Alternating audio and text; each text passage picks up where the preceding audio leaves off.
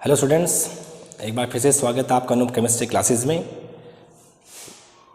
11th class का lesson number first हम पढ़ रहे थे मोल कंसेप्ट, और मोल कंसेप्ट में हमने 4 वीडियोस पढ़ लिए थे। ठीक है, इन 4 वीडियोस के अंदर में हमने जो पदार्थ जो होता है उसका वर्गीकरण पढ़ा था अपन ने।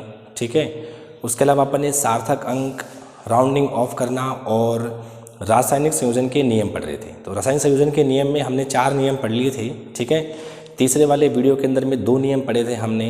वो कौन से थे? द्रव्यमान संरक्षण का नियम और स्थिर संगठन का नियम। चौथे वाले वीडियो में हमने वापस से 2 नियम पढ़े थे, वो था गुणित अनुपात का नियम और तुल्य अनुपात का नियम। ठीक है, आज हमारा चलेगा 5वां वीडियो।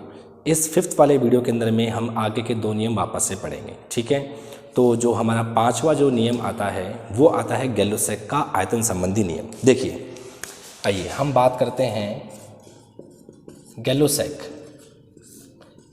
गैलोसैक का आयतन संबंधी नियम। आयतन संबंधी नियम, ठीक है। देखिए, ये नियम बहुत आसान है, ये बहुत ज़्यादा टिपिकल नहीं है। ठीक है, जो ज़्यादा इंपॉर्टेंट आएगा वो आपका आवागाद्रो का जो नियम है वो आएगा। ठीक है, तो हम पढ़ रहे थे गैलोसैक का आयतन संबंधी नियम। तो गैलोसैक साहब ने बहुत सिंपल बात कही है। वो ऐसे बोलते हैं कि ताप नियत करना है और दाब नियत करना है। ठीक है, कांस्टेंट क्या करना है आपको? ताप और दाब को नियत करना है। ठीक है, तो वो कहते हैं कि अगर समान ताप और दाब पर जो आपके जो अभिकारक हैं, किसी भी रासायनिक अभिक्रिया में जो अभिकारक हैं और जो गैस हैं, अगर वो दोनों ही किस में हैं? अगर वो दोनों ही गैसीय अवस्था में हैं, तो जो उनके आयतन होते हैं वो हमेशा पूर्ण अनुपात में होते हैं, पूर्ण संख्याओं के अनुपात में होते हैं। ठीक है भाई, इसे अपन क्या बोलते हैं? गैलोसैक का आयतन संबंधी नियम। मैं एक बार दोबारा बोलता हूँ, गैलोसैक साहब ने क्या कहा है? समान ताप एवं दाब पर किसी भी रासायनिक अभिक्रिया में क्रियाकारक और उत्पाद यदि गैसीय अवस्था में होते हैं तो उनके आयतन में भी एक सरल अनुपात होता है, वो एक निश्चित अनुपात में रिएक्शन करते हैं। ठीक है, क्या कहा मैंने? समान ताप और दाब पर किसी भी रासायनिक अभिक्रिया में क्रियाकारक और उत्पाद यदि गैसीय अवस्था में होते हैं तो उनके आयतन में भी एक निश्चित अनुपात होता है, सरल अनुपात में। सामान्यतया वो सरल अनुपात जो होता है वो पूर्ण संख्या होता है। फॉर एग्जांपल मैं आपको समझाता हूँ, जैसे कि रिएक्शन करवा रहे हैं अपन H2 + Cl2 इक्वल्स में क्या है? 2HCl, क्योंकि आप इसको बैलेंस करेंगे तो 2HCl हो जाएगा। तो आप देखेंगे कि यहाँ पर हाइड्रोजन भी गैस है, ये क्लोरीन भी गैस है और ये HCl भी गैस है। तो आप देखेंगे हाइड्रोजन का यहाँ पर एक आयतन है, यहाँ पे देखेंगे इसका ये भी एक आयतन है, तो ये कितना बन गया? इसका 2 आयतन बन गया। अगर आप इसमें अनुपात निकालेंगे तो क्या निकलेगा? 1:1:2। ठीक है भाई, तो आप देखेंगे कि हमेशा पूर्ण संख्या में अनुपात निकलता है। ठीक है, ऐसे मैं एक और रिएक्शन बोल दूं आपको, जैसे कि नाइट्रोजन + हाइड्रोजन इक्वल्स में क्या है? अमोनिया है। ठीक है, तो यहाँ पे इसको बैलेंस करेंगे तो नाइट्रोजन 2 था तो मैं यहाँ 2 लगा दूंगा और हाइड्रोजन यहाँ पे 3 हो जाएंगे। तो आप देखेंगे कि एक आयतन नाइट्रोजन का है, ठीक है ना, 3 आयतन किसके हैं? हाइड्रोजन के हैं, और 2 आयतन किसके बन गए? अमोनिया के। तो आप देखेंगे इसमें इनके आयतनों में अनुपात कितना होगा? 1:3:2। तो बहुत सिंपल सी बात है, यहाँ पे हमने क्या किया है? ताप और जो दाब है इनको नियत किया है। ठीक है, तो देखो परिभाषा बहुत सिंपल बन गई, समान ताप और दाब पर। ठीक है, आप गौर करिए मैं क्या बोल रहा हूँ, समान ताप और दाब पर किसी भी रासायनिक अभिक्रिया में, ये एक रासायनिक अभिक्रिया है, समान ताप और दाब पर किसी भी रासायनिक अभिक्रिया में क्रियाकारक जो कि हाइड्रोजन और क्लोरीन है तथा उत्पाद जो कि हाइड्रोक्लोरिक अम्ल है, यदि गैसीय अवस्था में होते हैं, देखो ये सारे गैस हैं, तो भाई गैस किस में रिएक्शन करेंगी? उनके आयतन लिए जाते हैं। गैस के क्या लिए जाते हैं? आयतन लिए जाते हैं। तो समान ताप और दाब पर किसी रासायनिक अभिक्रिया में क्रियाकारकों और उत्पाद यदि गैसीय अवस्था में होते हैं तो उनके आयतनों में भी एक निश्चित अनुपात होता है या सरल अनुपात होता है। ठीक है ना, जो कि पूर्ण संख्या में होता है, कभी डेसिमल में नहीं निकलते, हमेशा पूर्ण में निकलते हैं, 1:1:2। जैसे ऐसे इसके लिए भी हो जाएगा, समान ताप और दाब पर किसी भी रासायनिक अभिक्रिया में क्रियाकारक जो कि गैस है और उत्पाद जो कि गैस है, क्रियाकारक और उत्पाद यदि गैसीय अवस्था में होते हैं तो उनके आयतनों में एक सरल अनुपात या निश्चित अनुपात होता है, पूर्ण संख्या में अनुपात निकलता है। ये नियम किसका है? गैलोसैक का आयतन संबंधी नियम है। बोलिए कोई प्रॉब्लम इसमें? बहुत सिंपल है, कुछ नहीं है। लास्ट बार एक बार डिक्टेट कर देता हूँ, मैं बोल देता हूँ।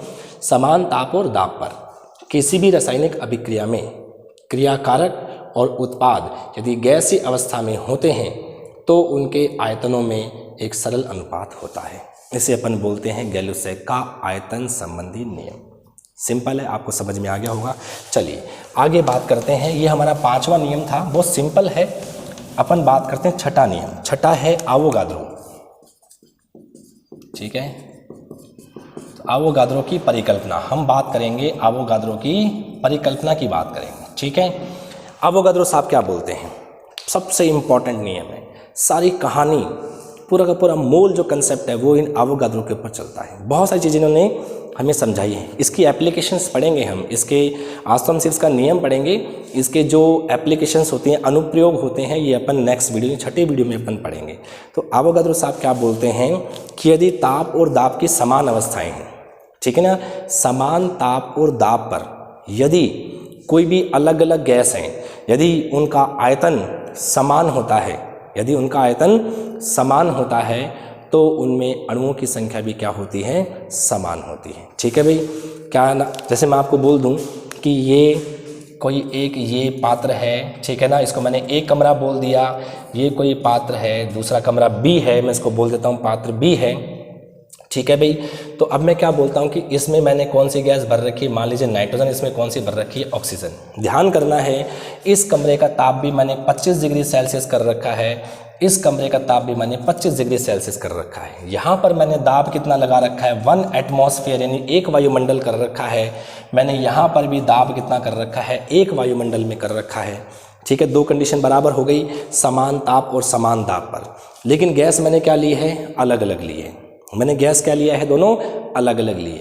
लेकिन अगर मैं तीसरी कंडीशन भी यहाँ पे लगा दूँ, तीसरी कंडीशन में क्या लगा दूँ? अगर मैंने इसका आयतन निश्चित कर दिया, यानी मान लीजिए कि मैंने आयतन कितना ले लिया इसका? 1 लीटर, यानी मेरे कहने का मतलब है 1 सेंटीमीटर क्यूब ले लूँ या 1 मीटर क्यूब ले लूँ। मैंने इसका भी आयतन कितना ले लिया? 1 सेंटीमीटर क्यूब। इसका मतलब क्या हुआ कि ये जो पात्र है उसकी लंबाई 1 सेंटीमीटर है, उसकी चौड़ाई 1 सेंटीमीटर है, और जो उसकी ऊंचाई जो है वो भी कितनी है? 1 सेंटीमीटर है। क्योंकि अपन आयतन निकालेंगे तो लंबाई गुणा चौड़ाई गुणा ऊंचाई से अपन निकालते हैं। ठीक है, तो हमने क्या कहा कि समान ताप और दाब पर अलग अलग गैसों के समान आयतन में अणुओं की संख्या भी समान होती है। ये कहा है आवोगाद्रो साहब ने। क्या कहा है? समान ताप और दाब पर अलग अलग गैस कोई भी हो, अलग अलग गैसों के समान आयतन में अणुओं की संख्या भी क्या होती है? समान होती है। ठीक है भाई, तो आवोगाद्रो साहब ने एक नया कंसेप्ट यहाँ पे डेवलप किया। उन्होंने परमाणु और अणु को अच्छे से समझाया। ठीक है, हालांकि परमाणु के बारे में डाल्टन साहब ने बताया था और अणु के बारे में बर्जीलियस साहब ने बताया था, लेकिन आवोगाद्रो की परिकल्पना के आधार पर ही हम परमाणु और अणु को सही से समझ सकते हैं। ठीक है भाई, मैं आपको बता दूं, परमाणु छोटा होता है, अणु से बड़ा होता है। ठीक है, किसे कहते हैं परमाणु? किसी भी पदार्थ का वह छोटे से छोटा कण, किसी भी पदार्थ का वह छोटे से छोटा कण या वह सूक्ष्मतम कण जो किसी रासायनिक अभिक्रिया में भाग लेता है, जो किसी रासायनिक अभिक्रिया में भाग लेता है। पदार्थ का वह छोटे से छोटा कण जो किसी रासायनिक अभिक्रिया में भाग लेता है, उसे हम क्या बोलेंगे? परमाणु कहते हैं।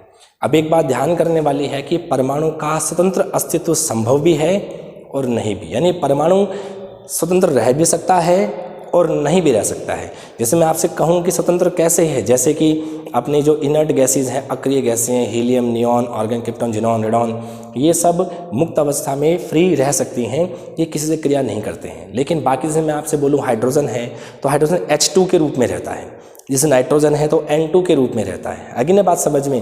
तो परमाणु का स्वतंत्र अस्तित्व संभव भी है और नहीं भी, हो भी सकता है और नहीं भी हो सकता है। लेकिन एक जो निश्चित बात है वो कौन सी है कि किसी भी रासायनिक अभिक्रिया में जो भाग लेगा वो कौन होता है? परमाणु होता है। तो परमाणु को मैं क्या बोलूँगा?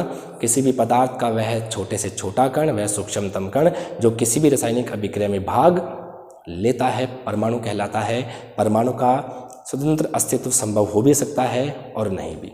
ठीक है, फिर अपन बात करते हैं अणु की। अणु की परिभाषा क्या निकलेगी? किसी भी पदार्थ का वह छोटे से छोटा कण जिसका स्वतंत्र अस्तित्व संभव है, यानी जो हमेशा फ्री रह सकता है, उससे अपन क्या बोलते हैं, अणु। जैसे मैं बोल दूँ H2 है, अणु है। जैसे मैं बोल दूँ N2 है, अणु है। जैसे मैं बोल दूँ HCl है, अणु है। बात समझ में आई? तो जैसे मैं आपसे बोलता हूँ ना, देखो जैसे हीलियम है, ठीक है, परमाणविक अवस्था में है, परमाणु है, तो ये मुक्त अवस्था में ये स्वतंत्र रहता है। लेकिन अगर मैं आपसे हाइड्रोजन की बात करूं तो ये स्वतंत्र नहीं रहता, इसलिए ये किसके फॉर्म में बनता है, H2 के फॉर्म में, H2 के फॉर्म में रहता है। तो परमाणु का स्वतंत्र अस्तित्व संभव हो भी सकता है और नहीं भी हो सकता है। लेकिन जब मैं बात करता हूँ अणु की, तो अणु पदार्थ का वह छोटे से छोटा कण होता है, वह सबसे छोटा कण होता है जो हमेशा स्वतंत्र रह सकता है, जिसका स्वतंत्र अस्तित्व संभव होता है, उसे अपन क्या बोलते हैं, अणु बोलते हैं। जैसे मैं आपसे बोलता हूँ H2 है, ये फ्री होता है, अणु है। जैसे मैं आपसे बोलता हूँ N2 है, अणु है। जैसे मैं बोलता हूँ HCl है, अणु है। जैसे मैं बोलता हूँ अमोनिया है, अणु है। तो ये फ्री रह सकते हैं। बात समझ में आ गई ना? तो बेसिक डिफरेंस जो परिभाषा है ये आपको समझ में आ जानी चाहिए कि परमाणु फ्री हो सकता है, लेकिन जो अणु है, मॉलिक्यूल है, वो फ्री नहीं रह सकता है। ये हम किसके आधार पे जान पाए, अवोगाद्रो परिकल्पना के आधार पर जान पाए। ठीक है, तो आज इस 5वें वीडियो में हमने सिर्फ 4 चीज़ें पढ़ी। गैलोसैक का आयतन संबंधी नियम पढ़ा, दूसरा छठा जो अपन ने नियम पढ़ा वो अवोगाद्रो की परिकल्पना पढ़ी, और अवोगाद्रो परिकल्पना के आधार पे हम समझ पाए कि परमाणु क्या होता है और अणु क्या होता है। जो फ्री रह सके वो अणु होता है, और जो किसी भी रासायनिक अभिक्रिया में भाग लेता है वो परमाणु होता है। ठीक है भाई, तो ये 6 नियम हैं। अब जो अवोगाद्रो जो नियम है ना, जो आपने आज परिकल्पना पढ़ी है हमारे इस वीडियो में, जो आज हमने जाना है, इसकी जो एप्लीकेशंस हैं बड़ी इंपॉर्टेंट हैं। ठीक है, जिसकी पूरी संभावनाएं होती हैं एग्जाम में आने की, उस एप्लीकेशंस के बारे में अपन पढ़ेंगे कल। ठीक है, तो अच्छे से इसको आप मेरी इस लैंग्वेज को सुनिए, जो आपने सुना है इससे आप अपने नोट्स बनाइए और आगे कंटिन्यू करिए। Thank you.